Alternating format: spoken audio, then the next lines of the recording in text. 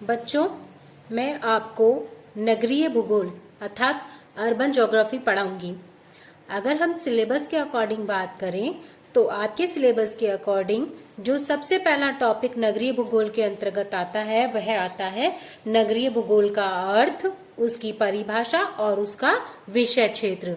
तो आज हमारा जो विषय है या टॉपिक है जिस पर हम चर्चा करेंगे या डिस्कस करेंगे वह है नगरीय भूगोल का अर्थ, उसकी परिभाषा और उसका विषय क्षेत्र, meaning, definition and scope of urban geography. जैसा कि आपने इतने सालों से जो ज्योग्राफी पढ़ी है तो आप सब अच्छी तरह से जानते होंगे कि भूगोल जो कि एक अत्यंत व्यापक और विस्तृत विषय है, उस अत्यंत व्यापक और विस्तृत विषय का सूक्ष्म स्तर तक गहनता से अध्ययन करने हेतु हमने भूगोल को दो शाखाओं भौतिक भूगोल और मानव भूगोल में विभाजित किया है। हमने ज्योग्राफी के 2 पार्ट्स किए हैं, human geography and physical geography. तो मानव भूगोल या ह्यूमन ज्योग्राफी के अंतर्गत ही नगरीय भूगोल या अर्बन ज्योग्राफी आता है। नगरीय भूगोल भूगोल की एक नवीन और विशिष्ट शाखा है। जब 20वीं शताब्दी में तीव्र गति से नगरीकरण हुआ तो नगरों के अध्ययन पर पर्याप्त बल दिया जाने लगा और इसी कारण से भूगोल में नगरीय अध्ययनों की क्या हुई, महत्वता या महत्व बढ़ गया और परिणाम ये हुआ कि 20वीं शताब्दी के मध्य तक नगरीय भूगोल ने एक स्वतंत्र विषय का स्थान अर्जित कर लिया। अब बात करते हैं कि नगरीय भूगोल जिसे हम अर्बन ज्योग्राफी कहते हैं उसकी उत्पत्ति कैसे हुई है। अर्बन ज्योग्राफी का हिंदी रूपांतरण नगरीय भूगोल है। अब अर्बन शब्द जो है, इस शब्द की उत्पत्ति लैटिन भाषा के अर्बस शब्द से हुई है जिसका अभिप्राय होता है नगर, और ज्योग्राफी जिसका अर्थ होता है भूगोल, अर्थात दोनों शब्द अर्बन यानी नगर और ज्योग्राफी यानी भूगोल, तो नगर और भूगोल दोनों से मिलकर नगरीय भूगोल की उत्पत्ति हुई है। भूगोल की इस शाखा में हम नगरों से संबंधित विभिन्न पहलुओं का अध्ययन करेंगे। इसी कारण इसे नगरीय भूगोल, नगरों का भूगोल, नगरीय बस्ती का भूगोल आदि नामों से जाना जाता है। अर्थात हम इसे geography of towns, geography of urban settlement, city geography आदि नाम से भी जानते हैं।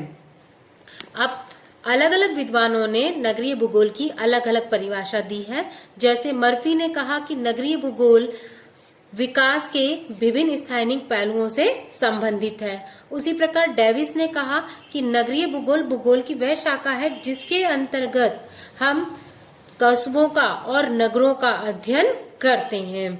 इसी प्रकार अगर हम निष्कर्ष निकालें तो हम कह सकते हैं कि नगरीय भूगोल की वह शाखा है जिसके अंतर्गत धरातल पर जितने भी नगर पाए जाते हैं उन नगरों का विकास कैसे हुआ है, उनका वितरण प्रारूप कैसा है, किस प्रकार से वो फैले हुए हैं धरातल पर, प्रत्येक नगर की आंतरिक संरचना किस प्रकार की है, नगरों का नियोजन यानी उनकी प्लानिंग किस प्रकार से हुई है, अंतर नगरीय संबंध, एक नगर के दूसरे नगर से क्या संबंध है, नगरीय और अनगरीय क्षेत्रों की कार्यात्मक अन्योन क्रिया, अर्थात जो नगरीय क्षेत्र हैं और जो अनगरीय क्षेत्र हैं उन दोनों नगरों का आपस में किस प्रकार का कार्यात्मक संबंध पाया जाता है, वह नगरीय प्रादेशिकता आदि सभी का अध्ययन जो हम करते हैं वो नगरीय भूगोल के अंतर्गत किया जाता है।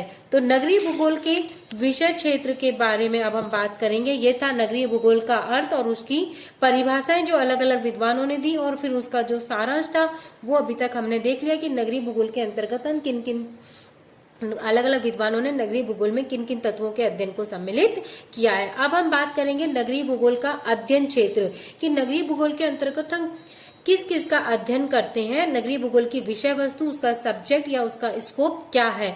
तो अलग अलग विद्वानों ने नगरीय भूगोल का विषय क्षेत्र अलग अलग रूप में प्रस्तुत किया है। जैसे कि अगर हम देखें डिकिंसन, R.E. डिकिंसन ने नगरीय भूगोल के अंतर्गत 4 तत्वों को सम्मिलित किया है। पहला है बसाव स्थान, बसाव स्थिति, अवस्थिति और नाभीयता। बसाव स्थान से तात्पर्य जिस भूभाग पर नगर फैला हुआ है या बसा हुआ है। बसाव स्थिति का मतलब है उसके नगर के आसपास का क्षेत्र या स्थिति। ऐतिहासिक विकास की नगर जो है उसका विकास किस चरणों में हुआ है, कौन कौन से चरणों से, कौन कौन सी स्टेज से गुजरकर आज नगर इस अवस्था में पहुंचा है। नगर की संरचना किस प्रकार की है, उसका स्ट्रक्चर किस प्रकार का है, नगरीय अधिवास की सीमाएं क्या क्या है, ये सब डिकिंसन ने बताया कि इन सब का अध्ययन हम नगरीय भूगोल के अंतर्गत करते हैं। इसी प्रकार से अगर हम देखें तो मर्फी ने नगरीय भूगोल में नगरीय भूगोल के विषय क्षेत्र को दो भागों में बांटा है। एक है इकाई के रूप में अध्ययन और दूसरा है आंतरिक प्रतिरूप। अब इकाई के रूप में अध्ययन में बताया है नगरों की स्थिति, कि किसी नगर की स्थिति कैसी है, उस नगर की विशेषताएं क्या क्या है और उस नगर का अनगरीय क्षेत्रों के साथ क्या संबंध है, इसका अध्ययन हम नगरीय भूगोल के अंतर्गत करते हैं। दूसरा उसने लिया आंतरिक प्रतिरूप। इसके अंतर्गत उसने नगर का भूमि उपयोग प्रतिरूप कि नगर में जो भूमि है उस भूमि का उपयोग किन किन कार्यों में किया जा रहा है। नगर की सामाजिक और सांस्कृतिक प्रतिरूप के नगर का जो सोशल और जो कल्चर पैटर्न है वो किस प्रकार का है। यातायात प्रतिरूप अर्थात नगर का जो ट्रांसपोर्ट का पैटर्न है वो किस प्रकार का है। और पर्यावरण प्रतिरूप, नगर के पर्यावरण को कौन कौन से कारक प्रभावित कर रहे हैं, किस प्रकार से कर रहे हैं, इन सबको मर्फी ने नगरीय भूगोल के विषय क्षेत्र के अंतर्गत सम्मिलित किया है। अगर हम नगरीय भूगोल के विषय क्षेत्र को देखें तो नगरीय भूगोल के विषय क्षेत्र को हम 4 भागों में बांट सकते हैं, संरचना, स्थानिक संबंध, नगरीकरण और नियोजन। अब संरचना के अंतर्गत 3 भाग किए जा सकते हैं, भौतिक, कार्यात्मक और जनाकिकी।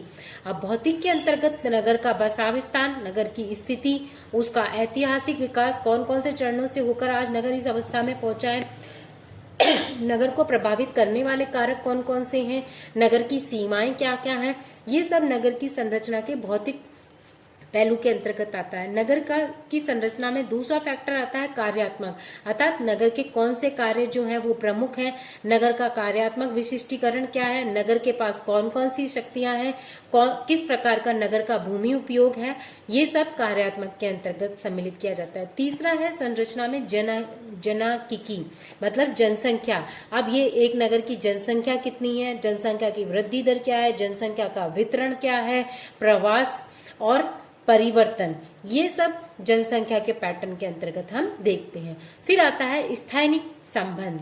नगरीय भूगोल की विषय वस्तु का जो दूसरा पहलू है वो है स्थानिक संबंध। इस स्थानिक संबंध में पहली चीज आती है नगरों का वितरण प्रतिरूप, कि कौन कौन से नगर किस किस रूप में धरातल पर विस्तृत हैं। फिर नगरों का वर्गीकरण, नगरों का जब हम आगे पढ़ेंगे तो आएगा नगरों का वर्गीकरण, उसमें हम देखेंगे कि नगर कितने प्रकार के होते हैं, उनका वर्गीकरण किस प्रकार से किया गया है। फिर आकार, श्रेणी और पदानुक्रम, हर एक नगर का अपना एक अलग आकार होता है और उस आकार के आधार पर ही हम प्रत्येक नगर को पदानुक्रम प्रदान करते हैं। फिर सेवा केंद्र, एक नगर जो है वो अपने आसपास के नगरों को और अनगरीय क्षेत्रों को अनेक प्रकार की सेवाएं प्रदान करता है, वो उसके स्थानिक संबंध के अंतर्गत आती हैं। फिर है नगर का प्रभाव क्षेत्र, एक नगर जो है वो अनगरीय क्षेत्र से और अन्य नगरीय क्षेत्रों से संबंध रखता है।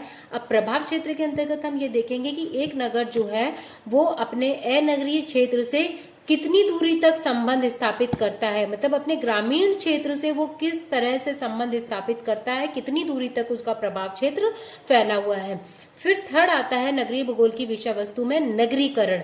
नगरीकरण में हम बात करेंगे प्रक्रिया और संकल्पना की, कि एक नगर जो है उसका विकास कहाँ से प्रारंभ हुआ था, कौन कौन से विकास के चरणों से गुजरकर वो आज इस अवस्था तक पहुंचा है, एक नगर के विकास को प्रभावित करने वाले कारक कौन कौन से थे, ये सब नगरीकरण के अंतर्गत सम्मिलित किया जाएगा।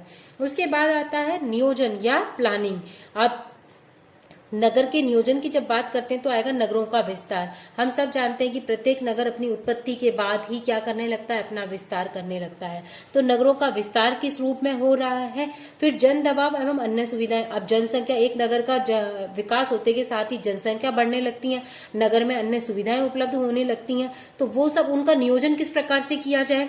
पर्यावरण एवं पारिस्थितिकी संतुलन। अब एक नगर का जब विकास हो जाएगा, जनसंख्या का दबाव वहां बढ़ने लगेगा, वहां अन्य प्रकार की सुविधाएं उपलब्ध होने लगेगी, तो सुविधाएं उपलब्ध होने से वहां पर पर्यावरण संबंधी अनेक समस्याएं उत्पन्न होंगी और उसके परिणाम स्वरूप उस नगर का पारिस्थितिकी संतुलन जो है वो बिगड़ जाएगा।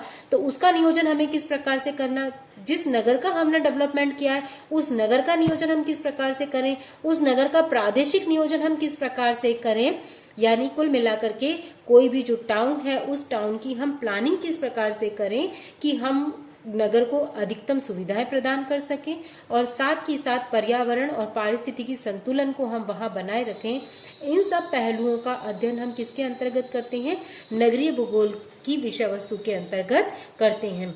तो आज का हमारा जो टॉपिक था कि नगरीय भूगोल का अर्थ क्या है, उसकी परिभाषा क्या है और उसकी विषय वस्तु क्या है, हमने इसको आज डिस्कस किया है।